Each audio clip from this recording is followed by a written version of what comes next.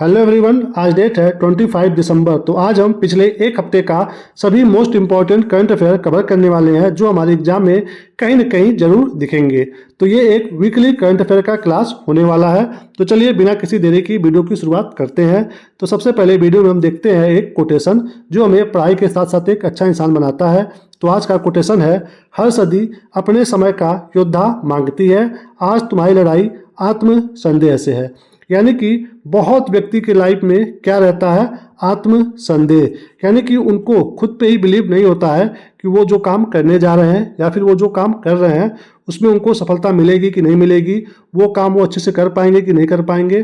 तो ये जो आत्म संदेह है, ये आपको जो फर्स्ट स्टेप होता है वही लेने नहीं देता है। तो आपको हमेशा अपने अंदर सेल्फ बिलीव लेकर के आना है, अपने आप को हमेशा कॉन्फिडेंट रखना है कि हाँ ये चीज़ मैं कर सकता हूँ। अगर इस काम को कोई पहले किया है तो फिर मैं भी कर सकता हूँ, और अगर कोई पहले नहीं किया है तो मैं वो पहला इंसान बनूंगा जो मैं ये काम करने वाला हूँ। ओके, यानी कि सेल्फ बिलीव और कॉन्फिडेंस आपके अंदर बहुत ही अच्छे से भरा होना चाहिए। बस आपको ध्यान देना है कि आपको कभी भी ओवर कॉन्फिडेंस नहीं होना है। ओके, तो इसको आप ध्यान रखिएगा और अपने लाइफ में चेक एंड बैलेंस को भी फॉलो करिएगा कि आप जब भी कोई भी काम कर रहे हो तो अपने आप को आप चेक करते रहो, अपने आप का रिव्यू आप करते रहो कि आप अच्छा कर रहे हो कि नहीं कर रहे हो, और समय समय पे जरूरत पड़ने पे आप अपने में सुधार ला रहे हो कि नहीं ला रहे हो। बस आप इसको फॉलो करिए, आपके अंदर ये जो आत्मसंदेह है वो देखिए धीरे धीरे समाप्त हो जाएगा। ओके, तो इसको आप फॉलो करिएगा। चलिए देखते हैं सभी मोस्ट इंपॉर्टेंट करंट अफेयर क्या क्या है। तो आज का सबसे पहला प्रश्न है, हाल ही में किसे राष्ट्रीय तानसेन सम्मान 2023 से सम्मानित किया गया है। तो ये पहला प्रश्न है, बोल रहा है कि 2023 का जो राष्ट्रीय तानसेन सम्मान है ये किसे मिला है आपको बताना है। सामने यहाँ पे ऑप्शन है, तो ये दिया गया है किसे, ये पंडित स्वप्न चौधरी को मिला है। किसको मिला है, पंडित स्वप्न चौधरी को। देखिए इनके बारे में डिटेल में यहाँ पे, ये इनकी फोटो है यहाँ पे। हाल ही में वर्ष 2023 का राष्ट्रीय तानसेन सम्मान भारतीय शास्त्रीय संगीत के सुप्रसिद्ध, क्या बजाते हैं ये, तबला वादक हैं, कोलकाता के रहने वाले हैं, नाम है पंडित स्वप्न चौधरी। इनको इस बार का राष्ट्रीय तानसेन सम्मान दिया गया है। यह पुरस्कार संगीत सम्राट तानसेन के सम्मान में कौन सा राज्य देता है, मध्य प्रदेश देता है। ओके, इस पुरस्कार के तहत 5 लाख रुपए दिए जाते हैं, प्रशस्ति पत्र मिलता है, साथ ही साथ साल श्रीफल प्रदान किए जाते हैं। ये पुरस्कार कब से शुरू हुआ है, 1980 में इसको स्थापित किया गया था, तभी से ये लगातार दिया जा रहा है। यह पुरस्कार भारतीय शास्त्रीय संगीत के क्षेत्र में सर्वोच्च राष्ट्रीय सम्मान है। किस क्षेत्र में, शास्त्रीय संगीत में ये सर्वोच्च राष्ट्रीय सम्मान है भारत का। ओके, यहाँ पे बात हो रहा है तानसेन सम्मान का। तो देख लीजिए तानसेन जी के बारे में, इनका जन्म हुआ था 1493 में लगभग। ओके, ये बिल्कुल मतलब फिक्स नहीं है, इस पे अभी संदेह बना हुआ है, तो ये लगभग में है।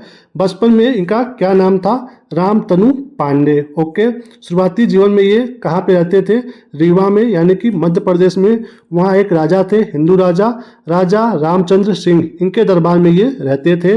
नाम था उस समय रामतनु पांडे। तानसेन की प्रतिष्ठा ने उन्हें मुगल सम्राट अकबर का ध्यान आकर्षित किया। तो ये मतलब इतने प्रतिष्ठित थे उस समय कि इनको मुगल सम्राट जो अकबर थे वो अपने दरबार में बुलाते हैं। तो स्टार्टिंग में तो ये मना कर देते हैं, बट फिर दोबारा बुलाने पे ये वहाँ पे जाते हैं। उसके बाद वहाँ पे अकबर ने क्या किया, इनको अपने जो उनके नवरत्न थे उसमें इनको शामिल कर लिया और इनको एक उपाधि दी, मियाँ। ओके, तो आपको ये ध्यान देना है कि इनको जो मियाँ की उपाधि मिली थी वो अकबर ने दिया था, ये भी एग्जाम में बार बार पूछता है। और तानसेन ने 3 ग्रंथों को लिखा था, उनका उल्लेख किया था, कौन कौन सा, संगीत सार, रागमाला और श्री गणेश स्रोत। ये 3 इन्हीं के द्वारा ग्रंथ लिखे गए हैं, और तानसेन को ही हिंदुस्तानी शास्त्रीय संगीत का संस्थापक माना जाता है। तो ये था तानसेन जी के बारे में, ये इनकी फोटो है। ये चलते हैं अब अगले क्वेश्चन पे। अगला क्या है, हाल ही में 24वीं बिम्स्टेक बैठक कहाँ हुई है। तो कौन सी बैठक है ये, बिम्स्टेक की, कौन से नंबर की, 24 नंबर की। तो बताइए कि ये कहाँ पे हुई है। सामने यहाँ पे ऑप्शन है, तो ये हुआ है सी, थाईलैंड में। कौन से देश में हुई है, थाईलैंड में। देखिए इसके बारे में डिटेल में, भारत ने दिसंबर 2024 को थाईलैंड द्वारा वर्चुअल रूप से आयोजित 24वीं बिम्स्टेक वरिष्ठ अधिकारियों की बैठक में भाग लिया है। यानी कि इसमें भारत ने भी भाग लिया है, हुआ है थाईलैंड में, और ये वर्चुअल रूप में हुआ है, यानी कि ऑनलाइन मीटिंग ये हुआ है। यहाँ पे आप देख सकते हैं चर्चा में क्या बात हुआ है कि हमें सतत विकास, क्षेत्रीय संपर्क, सुरक्षा और जनसंपर्क जैसे प्राथमिक क्षेत्रों पर ध्यान देना है। ये इसमें चर्चा का विषय रहा है। कौन सा मीटिंग हुआ? ये 24वीं नंबर का बिम्स्टेक। तो देखिए इसके बारे में भी कि ये बिम्स्टेक है क्या। इसका फुल फॉर्म है Bay of Bengal initiative for multi sectoral technical and economic corporation. तो ये जो बे ऑफ बंगाल का एरिया है उनमें आपस में क्या होगा? टेक्निकल इकोनॉमिक कॉरपोरेशन सहयोग होगा। इसके लिए बनाया गया है। ये देखिए इसका ये लोकेशन है। ओके, आपको यहाँ पे ध्यान देना है कि इसमें चीन और पाकिस्तान नहीं है। ओके, ये कब बना था? 1997 में। उसमें वहाँ पे एक बैंक का घोषणा हुआ था जिसके द्वारा इसको 1997 में स्थापित किया गया था। इसका उद्देश्य था कि बंगाल की खाड़ी के क्षेत्र में जो देश हैं उनके बीच में आपसी बहुआयामी तकनीकी और आर्थिक सहयोग को बढ़ावा देना है। म्यांमार में आयोजित तीसरी बिम्स्टेक सम्मेलन के दौरान ही क्या डिसाइड हुआ? इसका सचिवालय। तो वो कहाँ पे बना? ढाका में, यानी कि बांग्लादेश में। यह एक क्षेत्रीय संगठन है जिसमें टोटल कितने देश हैं? तो वो 7 सदस्य देश हैं। कौन कौन से? बांग्लादेश, भूटान, भारत, म्यांमार, नेपाल, श्रीलंका और थाईलैंड। तो ये आपको यहाँ पे ध्यान देना है। एग्जाम में आ सकता है कि कितने देश हैं, कब बना था, तो आपको अच्छे से यहाँ पे इसको देख लेना है। चलिए अब चलते हैं अगले प्रश्न पे। अगला क्या है? हाल ही में एशियाई रोल बॉल चैंपियनशिप का आयोजन कहाँ किया गया है? तो किसकी बात हो रही है? एशियाई रोल बॉल चैंपियनशिप की। तो बताइए कि ये कहाँ पे हुआ है? सामने यहाँ पे ऑप्शन है। तो ये हुआ है गोवा में। कहाँ पे?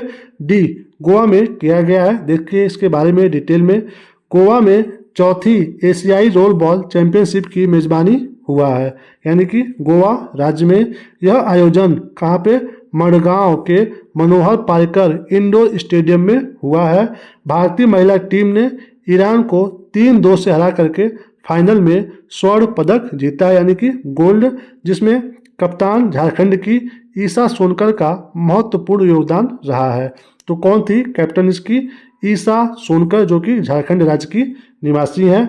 और अगर बात करें भारतीय पुरुष टीम का, तो इन्होंने भी ईरान को हरा करके इसमें गोल्ड मेडल जीता है। तो आपको ध्यान देना है कि दोनों ने ईरान के टीम को हराया है और दोनों के द्वारा स्वर्ण पदक जीता गया है।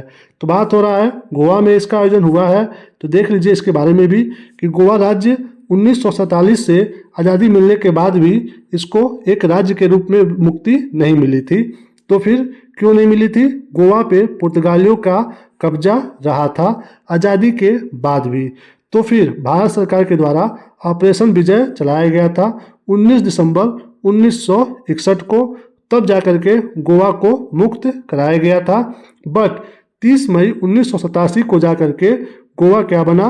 कंप्लीट स्टेट भारत का। ओके, तो आपको यहाँ पे ध्यान देना है, अंतर है दोनों में कि यहाँ पे आज़ाद हुआ है और यहाँ पे भारत का एक कंप्लीट स्टेट बना है। तो अंतर है डेट में। जब आपके एग्जाम में आए तो आप ध्यान दीजिएगा कि पूछ क्या रहा है। तो उस समय ये भारत का 25वां नंबर का राज्य बना था 25।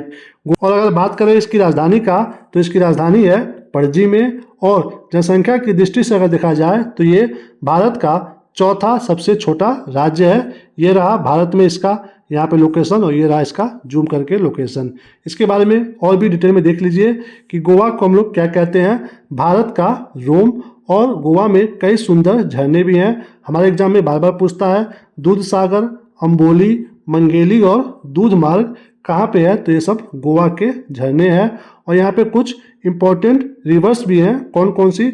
मंडोवी, जुआरी, साल, तेरेखोल और चापोरा। ये सब इम्पोर्टेंट रिवर हैं गोवा की। और यहाँ पे कई राष्ट्रीय उद्यान हैं, नेशनल पार्क हैं, वाइल्ड लाइफ सेंचुरी हैं। तो वो कौन कौन से हैं? डॉक्टर सलीम अली पक्षी अभ्यारण्य, महादेवी वन्यजीव अभ्यारण्य, नेत्रावली, कोटी गांव, भगवान महावीर, मोलेम नेशनल पार्क और बोंडला वन्यजीव अभ्यारण्य। तो ये सब एग्जाम में बार बार आने वाले क्वेश्चन हैं। तो आप इसको अच्छे से एक बार देख लीजिए।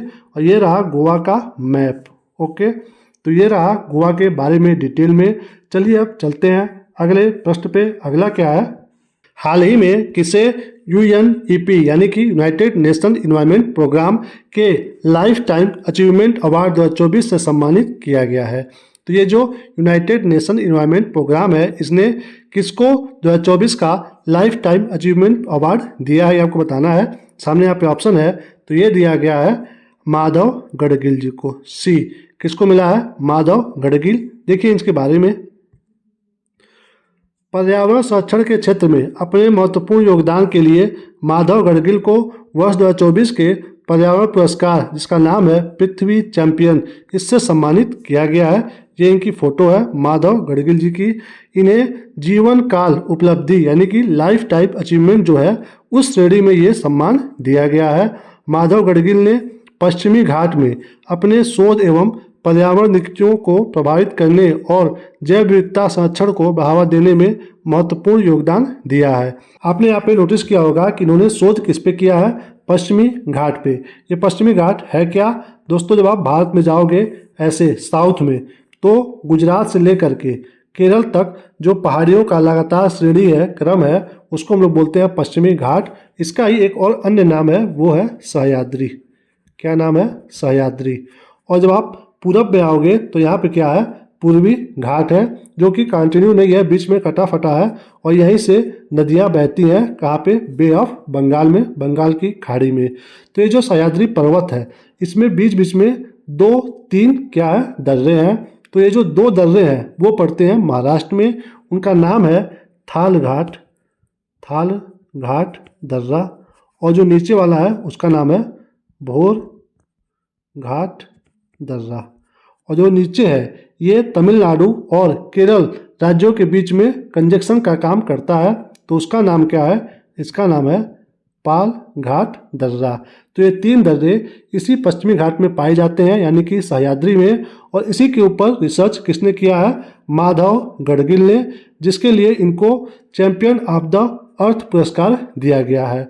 तो ये जो पुरस्कार है ये यूनाइटेड नेशन का सर्वोच्च पर्यावरण सम्मान है, जो 2005 में स्थापित किया गया था। यहाँ पे बात हो रहा है संयुक्त राष्ट्र का। तो देखिए इसके बारे में भी, यूनाइटेड नेशन इन्वायरमेंट प्रोग्राम, इसी का ये कार्यक्रम है। ये बना क्यों था? विश्व में पर्यावरण लक्ष्यों को प्राप्त करने में सभी देशों का ये मदद करता है। यूनाइटेड नेशन इन्वायरमेंट प्रोग्राम गठन हुआ था 5 जून 1972 में। इसका हेडक्वार्टर प्रेजेंट टाइम में मुख्यालय कहाँ पे है? तो ये है केन्या देश में, यानी कि केन्या के नैरोबी शहर में है यूनाइटेड नेशन इन्वायरमेंट का हेडक्वार्टर। तो ये हो गया इसके बारे में। चलिए अब चलते हैं अगले प्रश्न पे। अगला क्या है? हाल ही में साहित्य अकादमी पुरस्कार 2024 कितने भाषा के लिए दिया गया है? तो ये जो साहित्य अकादमी पुरस्कार है 2024 का कितने लैंग्वेज में दिया गया है आपको बताना है। तो सामने यहाँ पे ऑप्शन है, तो ये दिया गया है बी 21, यानी कि 21 भाषाओं की जो पुस्तकें हैं उनको ये पुरस्कार दिया गया इस बार का 21। ओके, देखिए इसके बारे में डिटेल में। साहित्य अकादमी के जो प्रेजेंट टाइम में अध्यक्ष हैं वो हैं माधव कौशिक। इन्हीं के द्वारा जो बैठक हुई थी उसमें 21 भाषाओं के लिए इस पुरस्कार को घोषित किया गया है। तो जब 21 भाषाओं की बात हो रही है तो आपको सब पे ध्यान नहीं देना है, आपको सिर्फ और सिर्फ हिंदी और इंग्लिश पे ध्यान देना है कि उसमें कौन सी पुस्तक और किस कवि ने जीता ये पुरस्कार। तो अगर बात करें हिंदी का तो इसमें गगन गिल ने जीता है पुरस्कार। इनकी पुस्तक का नाम है मैं जब तक आई बाहर, ये इनकी पुस्तक का नाम है। और अगर बात करें अंग्रेजी का तो जो इसकी लेखिका है स्टरीन कीर, इनको इनके उपन्यास के लिए दिया गया है। उपन्यास का नाम क्या है? तो वो है स्पिरिट नाइट्स। तो ये हो गया हिंदी के लिए और ये हो गया इंग्लिश के लिए साहित्य अकादमी पुरस्कार 2024 का। तो ये कितने भाषा में दिया गया है आपको पता होना चाहिए कि 21। ओके, चलिए अब चलते हैं अगले क्वेश्चन पे। अगला क्या है? हाल ही में किस देश ने कैंसर की वैक्सीन बनाने का ऐलान किया है? तो कौन सा देश है जो कैंसर के लिए वैक्सीन बना दिया है? बताइए, सामने यहाँ पे ऑप्शन है। तो ये ऐलान किया गया है बी रूस के द्वारा। देखिए इसके बारे में डिटेल में। रूस ने दावा किया है कि उन्होंने कैंसर की वैक्सीन बना ली है और वे इसे मुफ्त में बांटेंगे। हालांकि रूस ने अभी तक उन वैक्सीन का ह्यूमन ट्रायल नहीं किया है। ओके, यानी कि ये अभी कंप्लीटली बन करके तैयार नहीं हुआ है। तो ये जब ह्यूमन पे टेस्ट नहीं हुआ है तो अभी हमें इसके बारे में अभी वेट करना पड़ेगा। इस कैंसर टीके का नाम भी अभी तक नहीं बताया गया है। तो यहाँ पे बात हो रहा है रूस देश का। तो आपको कमेंट करके बताना है कि ये जो रूस है इसकी मुद्रा यानी कि इसकी जो करेंसी है वो क्या है। तो कमेंट करके आप जरूर बताइएगा। चलिए अब चलते हैं अगले प्रश्न पे। अगला क्या है, हाल ही में किसने फीडे वर्ल्ड अंडर 18 का यूथ रैपिड और ब्लिट्ज दोनों खिताब जीते हैं। तो ये फीडे वर्ल्ड अंडर का 2 खिताब है, कौन कौन सा, यूथ रैपिड और ब्लिट्ज। तो बताइए कि ये दोनों खिताब किसके द्वारा जीता गया है। सामने यहाँ पे ऑप्शन है, तो ये जीता गया है प्रणव वेंकटेश के द्वारा। कौन जीता है, बी प्रणव वेंकटेश। देखिए इनके बारे में, ये रहा इनका फोटो यहाँ पे। शतरंज में भारत के प्रणव वेंकटेश ने स्लोवेनिया, ये कहाँ पे हो रहा था ये भी आपको जानना जरूरी है। तो ये हो रहा था स्लोवेनिया में। वर्ल्ड अंडर 18 का 18 का यूथ रैपिड और ब्लिट्स दोनों खिताब जीत करके इन्होंने इतिहास रच दिया है। नाम है प्रणव वेंकटेश। ये जो प्रतियोगिता है इसकी शुरुआत कब हुई थी, तो ये शुरू हुआ था 2012 से। ओके, और वर्तमान में अगर बात करें इस चैंपियनशिप का, तो इसके चैंपियन कौन है, पुरुष वर्ग में यानी कि मेल में, तो वो है नॉर्वेजियन, नाम है उनका मैग्नस कार्लसन। तो ये है इसके पुरुष चैंपियन। अगर बात करें हम महिला का, तो इस प्रतियोगिता की रूस की एक महिला है, नाम है वेलेंटीना गुनीना। ये वर्तमान महिला ब्लिट्ज विश्व चैंपियन है। तो ये है इनकी फोटो और ये है महिला की फोटो। और अगर बात करें कि ये जो प्रतियोगिता है इसको सबसे ज़्यादा बार कौन जीता है, तो रिकॉर्ड 7 बार मैग्नस कार्लसन ने ही इसको जीता है, जो कि नॉर्वेजियन देश के रहने वाले हैं। चलिए अब चलते हैं अगले प्रश्न पे। तो अगला प्रश्न है, हाल ही में इसरो ने पहली मानव रहित गगनयान उड़ान के लिए असेंबली शुरू की है। तो बताइए कि उसका क्या नाम है, यानी कि जिस वाहन से, जिस व्हीकल से ये मानव रहित गगनयान जाएगा उसकी असेंबलिंग शुरू हो गई है। तो उसका नाम क्या है ये आपको बताना है। तो सामने यहाँ पे ऑप्शन है, तो उसका नाम है HLVM-3। क्या नाम है, HLVM-3, जिसको हम लोग क्या बोलते हैं, ह्यूमन रेटेड लॉन्च व्हीकल। ये तीसरे जनरेशन का व्हीकल है। चलिए अब देखिए इसके बारे में डिटेल में। किसने बनाया है, इसरो ने। ये 2025 में जो गगनयान मिशन है उसकी जो पहली गैर चालक उड़ान है उसके लिए HLVM-3 के लिए असेंबलिंग शुरू हो गई है। ये जो HLVM-3 है ये 3 चरण का वाहन है, जिसकी जो पेलोड क्षमता है वो है 10 टन। वो भी कहाँ तक, LEO यानी कि लोअर अर्थ ऑर्बिट के लिए, यानी कि बहुत ऊपर तक नहीं जा पाएगा, 10 टन लेकर के जा पाएगा लोअर ऑर्बिट तक।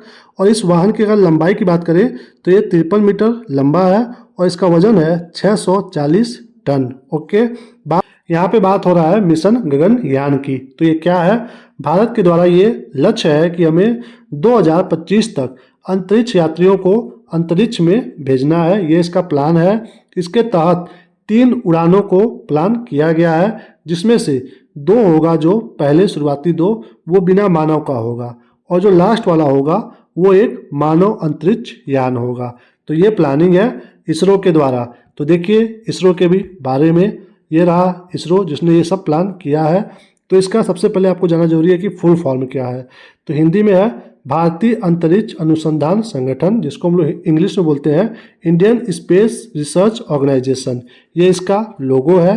स्थापित हुआ था 15 अगस्त को 1969 में। इसका हेडक्वार्टर कहाँ पे है, बेंगलोर में, जो कि कर्नाटक राज्य में है। और इसका सबसे पहला प्राथमिक अंतरिक्ष बंदरगाह, यानी कि कहाँ से ये लॉन्च होता है, तो ये होता है सतीश धवन अंतरिक्ष केंद्र से, जो कि आंध्र प्रदेश के श्रीहरिकोटा में है। तो ये है इसका प्राथमिक अंतरिक्ष बंदरगाह।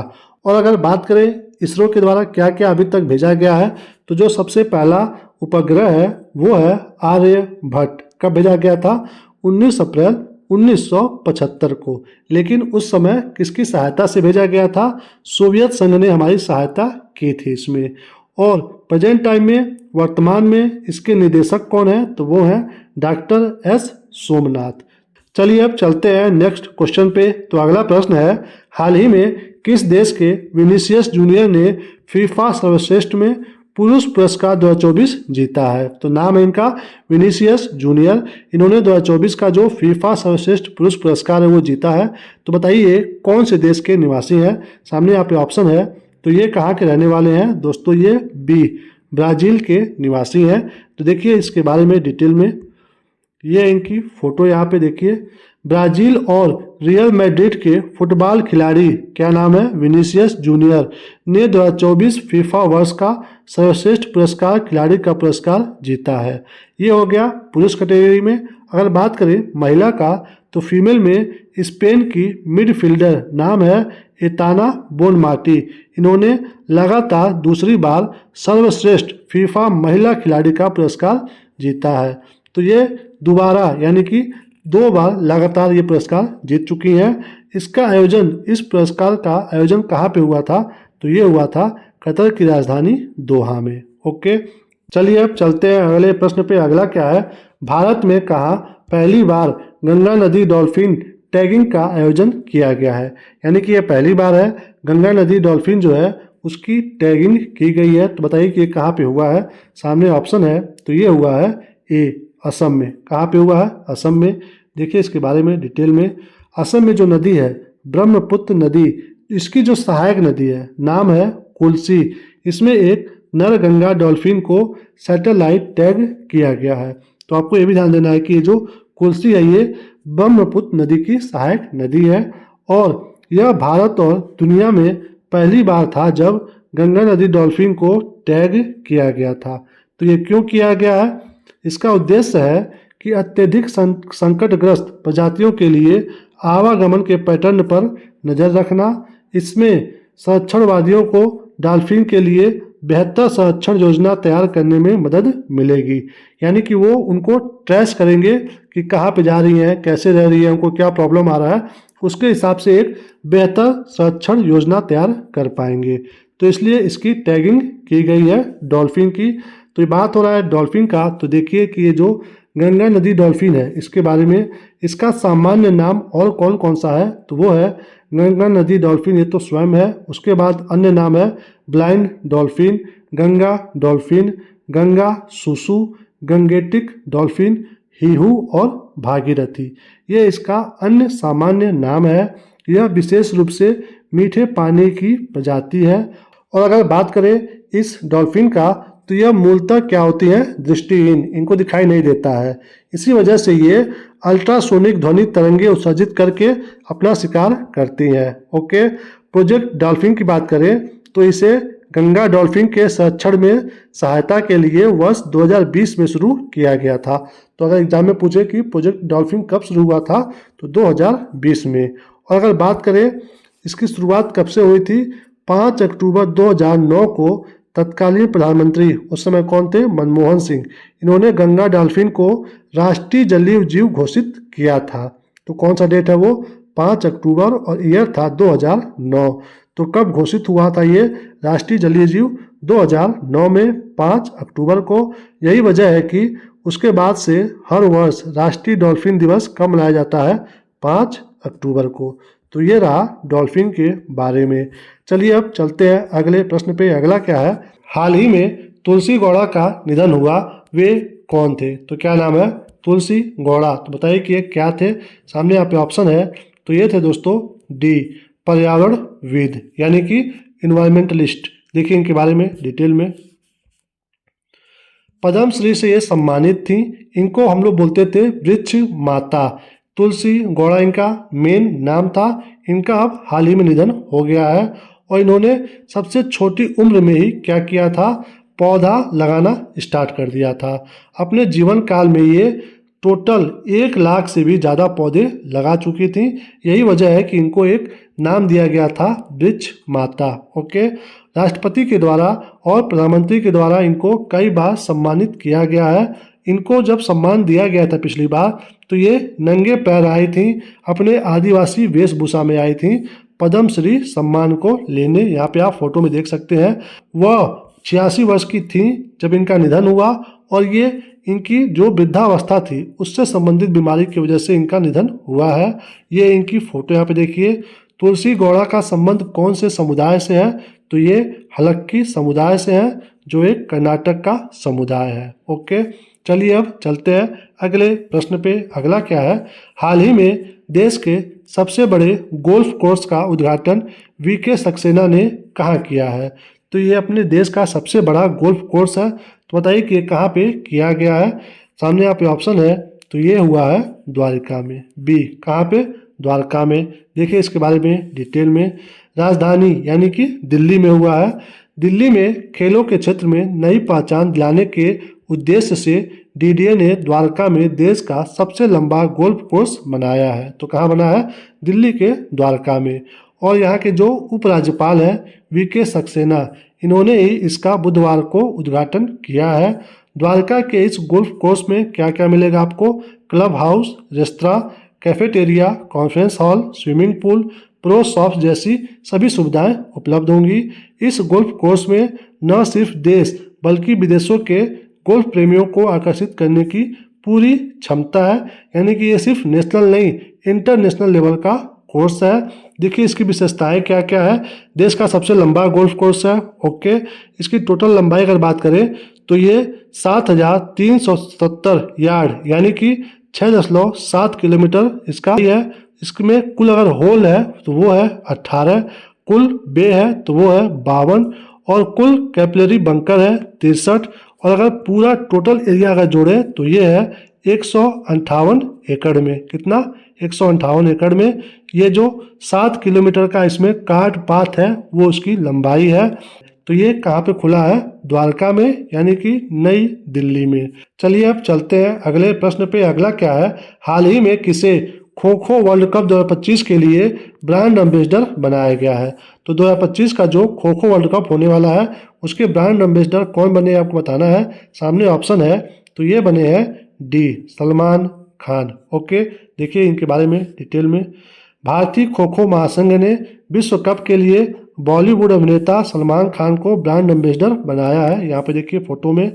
ये कब होने वाला है? आगामी 13 से 19 जनवरी 2025 तक नई दिल्ली में खो खो वर्ल्ड कप का आयोजन किया जाएगा। खो खो विश्व कप 2025 में टोटल 21 पुरुष टीमें और 20 महिला टीमें भाग लेंगी, जो राष्ट्रीय राजधानी में एक सप्ताह का प्रतिस्पर्धा होने वाला है। तो कहाँ पे होने वाला है? नई दिल्ली में। बात हो रहा है खो खो का, तो भारतीय खो खो जो महासंघ है जो इसको कराएगा उसके बारे में भी देख लीजिए। इसका स्थापना हुआ था 1955 में। हेडक्वार्टर है नई दिल्ली में। प्रेजेंट टाइम में इसके जो अध्यक्ष हैं वो है सुधांशु मित्तल जी।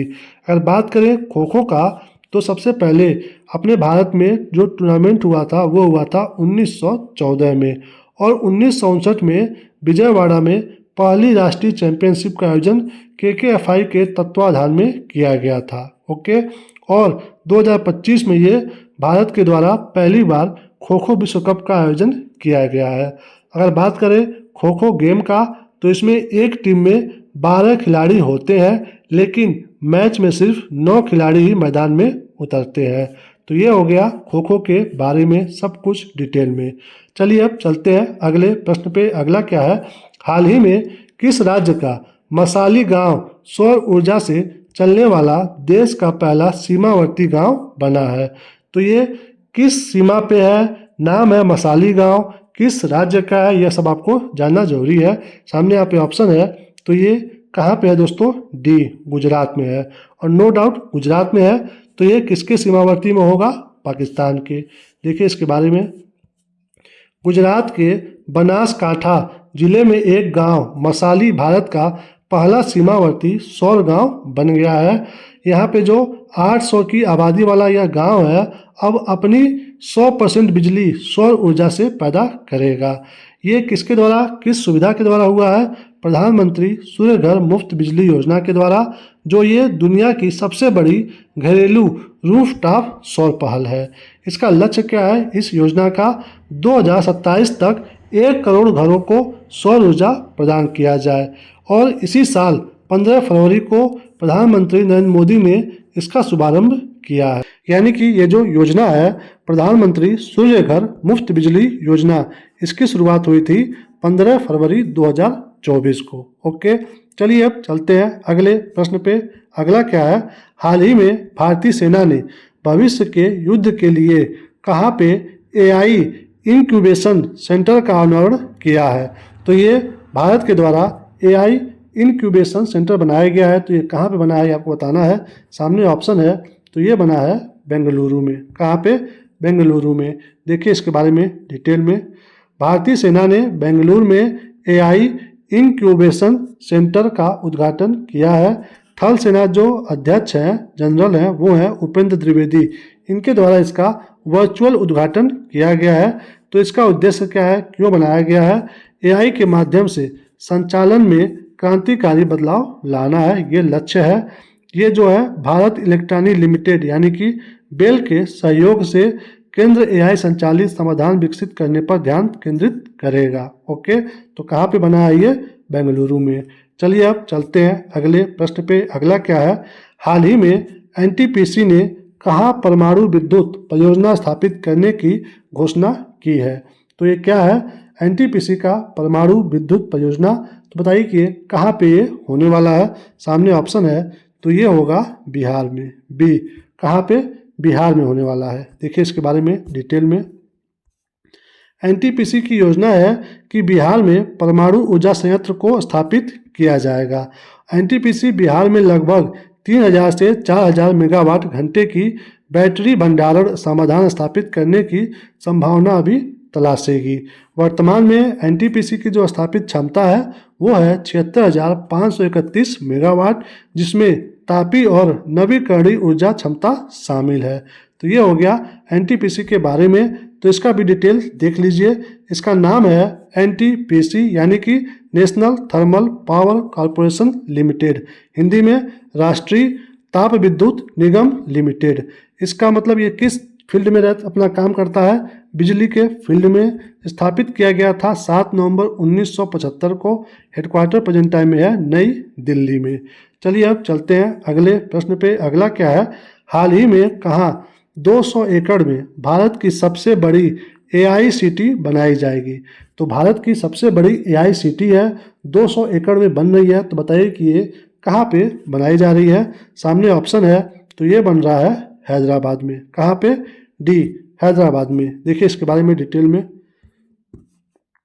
तेलंगाना मेगा प्लान के तहत हैदराबाद में 200 एकड़ की एआई सिटी बनेगी। राज्य सरकार का प्लान है कि हैदराबाद को भारत की एआई कैपिटल बनाया जाए। ओके, इसी के लिए जो 2024 का ग्लोबल एआई समिट था वो कहाँ पे हुआ था? भारत के हैदराबाद में 5 से 6 सितंबर 2024 को ये संपन्न हुआ था। ग्लोबल एआई समिट 2024 का भारत के हैदराबाद में। बात हो रहा है ये एआई का सबसे बड़ा सिटी है। और अगर आपके एग्जाम में ये पूछे कि भारत का सबसे पहला एआई सिटी कौन है, यानी कि ये हो रहा है सबसे बड़ा। और अगर पूछे कि सबसे पहला एआई सिटी कौन है, यानी कि first AI city of India, तो वो है लखनऊ। कौन है? लखनऊ, यानी कि यूपी का लखनऊ जो है वो इंडिया का फर्स्ट एआई सिटी है। चलिए अब चलते हैं अगले प्रश्न पे। अगला क्या है? हाल ही में उत्तर पूर्वी परिषद यानी कि नॉर्थ ईस्ट काउंसिल के 72वें पूर्ण सेशन का आयोजन कहाँ हुआ है? तो बात हो रहा है उत्तर पूर्वी परिषद का जो 72 नंबर का सेशन है ये कहाँ पे हुआ है आपको बताना है। सामने ऑप्शन है, तो ये हुआ है सी, अगरतला में। कहाँ पे हुआ है? अगरतला में। ये अगरतला है कहाँ पे? त्रिपुरा में। ये त्रिपुरा की क्या है? राजधानी है, यहीं पे हुआ है। देखिए इसके बारे में डिटेल में। पूर्वोत्तर परिषद की 72वीं पूर्वी बैठक की जो अध्यक्षता हुई है वो किसके द्वारा किया गया है? अमित शाह जी के द्वारा। गृह मंत्री ने पूर्वोत्तर राज्यों में क्या फोकस दिया है कि हमें अभी तक जो उग्रवाद नियंत्रण पे हमारा सारा ध्यान था, अब उससे थोड़ा सा हट करके हमें अब ध्यान केंद्रित करना है कि कैसे हम वहाँ के नागरिकों को संवैधानिक अधिकारों को अच्छे से प्रोवाइड कराएं। ओके, यानी कि अब सारा जोर दिया जाएगा उनके संवैधानिक अधिकारों को बहुत ही अच्छे से उन तक पहुंचाने में। देखिए यहाँ पे बात हो रहा है पूर्वोत्तर परिषद का। तो इसका स्थापना कब हुआ था, ये किस एरिया में क्या है, कैसे है, सब देख लीजिए। पूर्वोत्तर परिषद के बारे में अगर आपको जानना है तो ये जानिए कि इसका स्थापना पूर्वोत्तर परिषद के अधिनियम किस ईयर का? 1971। इसके अंतर्गत इसका स्थापना किया गया था। क्यों किया गया था? यहाँ के जो नॉर्थ ईस्ट के राज्य हैं उनमें समन्वय में सहायता देने के लिए ये एक शीर्ष संस्था बनाई गई थी। इसमें जो भी पूर्वोत्तर भारत के 8 राज्य हैं वो सब इसमें शामिल है, यानी कि अरुणाचल प्रदेश, असम, मणिपुर, मेघालय, मिजोरम, नागालैंड, सिक्किम और त्रिपुरा। यहाँ पे देखिए ये नॉर्थ ईस्ट के सभी राज्य इसमें। अगर बात करें पूर्वोत्तर परिषद के हेडक्वार्टर में तो ये कहाँ पे है? शिलोंग में है। कहाँ पे है? शिलोंग में है। यह पूर्वोत्तर क्षेत्र विकास मंत्रालय के अंतर्गत आता है। बात हो रहा है नॉर्थ ईस्ट। यहाँ पे देखिए ये नॉर्थ ईस्ट का ये पूरा मैप है।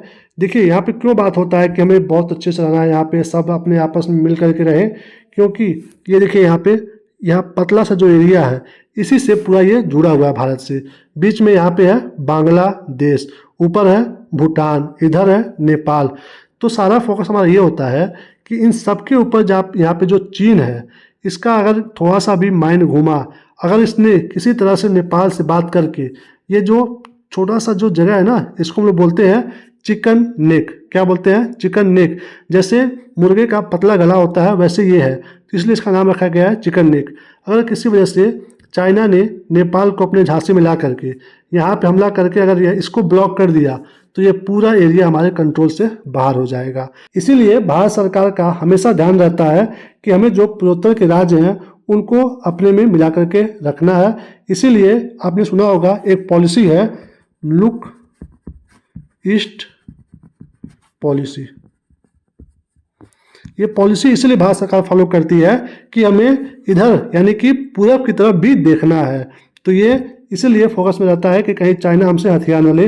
वैसे ही अभी यहाँ पे अब आप देखोगे अरुणाचल प्रदेश का कुछ एरिया जो है, कुछ गांव जो है क्लेम करता है चाइना कि ये मेरा है, तो ये विवाद चलता रहता है।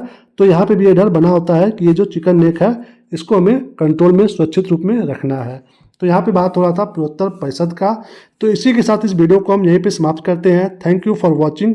इस वीडियो से आपकी थोड़ी सी भी जानकारी बढ़ी हो, थोड़ी सी भी, तो प्लीज़ चैनल को सब्सक्राइब जरूर करिए, वीडियो को लाइक करिए, शेयर करिए और कमेंट करके बताइए कि आपको हमारा वीडियो कैसा लगा। अपना ख्याल रखिए, मुस्कुराते रहिए। मिलेंगे हम आपको अगले वीडियो में, तब तक के लिए जय हिंद, वंदे मातरम।